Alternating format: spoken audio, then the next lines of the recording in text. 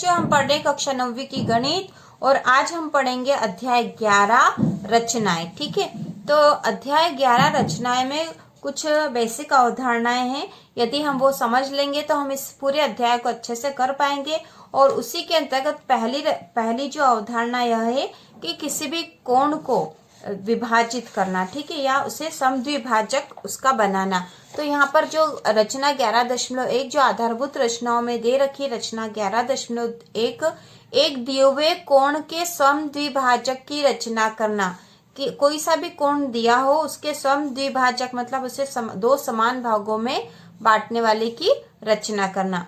तो इसको हम आज करके देखते हैं और यदि हमें यह समझ में आ जाएगा तो हम इस अध्याय को भी अच्छे से कर पाएंगे। इसमें कुछ बेसिक अवधारणाएं हैं, उन्हें करना बहुत आवश्यक। तो इसे हम कॉपी में करके समझ लेते हैं। तो अध्याय 11 रचनाएं और आज की रचना है एक दिए हुए कोण के समद्विभाजक की रचना करना। ठीक है, एक दिए हुए कोण के समद्विभाजक की रचना करना। तो मान लिया कि यह कोई सा भी कोण दिया गया है और इसका नाम है कोण ABC। ठीक है, कोई सा भी कोण ABC हमें दिया गया है और इसके समद्विभाजक की रचना हमें करनी है। तो इसे हम कैसे करेंगे हमें ये समझ में आ जाना चाहिए ताकि हम आगे के क्वेश्चन भी कर पाए। तो ये जो समद्विभाजक की रचना करने के लिए हमें प्रकार की आवश्यकता होगी। ठीक है, ये प्रकार है और इसके जो नोक है इससे सबसे पहले हम एक चाप खींचेंगे। ठीक है, एक चाप खींचेंगे, इसके बी बिंदु पर रखकर एक चाप खींचेंगे जो कि BC को, ठीक है, और AB को बिंदु पे काटेगा। ठीक है, इस तरह से हमने एक चाप खींच दिया है और अब हमें दो बिंदु प्राप्त हो जाएंगे। एक बिंदु जो BC पर ये चाप कटेगा, ठीक है, इसको हमने नाम दे दिया E। ठीक है, इसको नाम दे दिया E। और एक बिंदु ये प्राप्त हुआ हमें, है ना, जहां इसने AB को काटा है। ठीक है, तो इसको हमने दे दिया नाम F। ठीक है, तो अब हमें दो बिंदु प्राप्त हो गए E और F। अब हम इन दो बिंदुओं की सहायता से इसका समद्विभाजक खींचेंगे। तो सबसे पहले हम एक कोई सी त्रिज्या लेंगे और जो कि EF के आधी से अधिक होनी चाहिए। ठीक है, जो E और F के बीच की दूरी है, जैसे कि इसकी दूरी तो इतनी हो जाएगी, ठीक है, लेकिन हमें इसके आधी से अधिक लेना। ठीक है, आधी से अधिक लेना।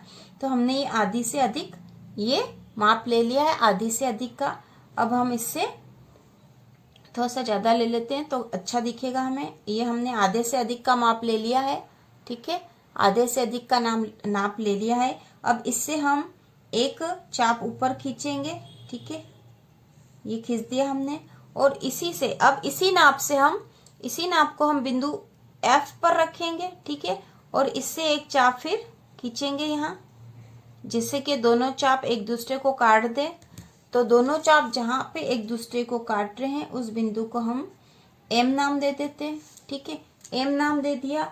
अब हम B से M से होकर जाती हुई एक किरण खींच देंगे।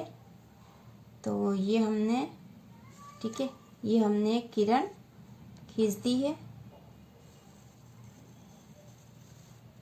ठीक है, और इसको हम नाम दे देते हैं यहाँ पर D।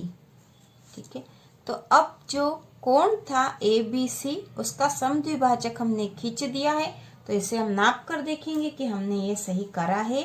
तो ये चांदा है। ठीक है, इसे चांदा कहते हैं या प्रोटेक्टर इंग्लिश में इसे कहा जाता है।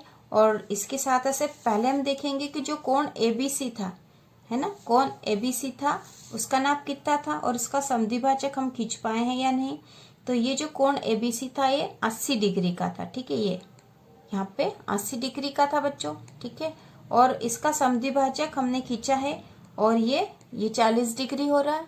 ठीक है, तो बिल्कुल राइट है, ये 40 डिग्री का हो गया और हमने इसका समद्विभाजक खींच दिया। तो कैसे खींचा देखो, फिर से समझ लो।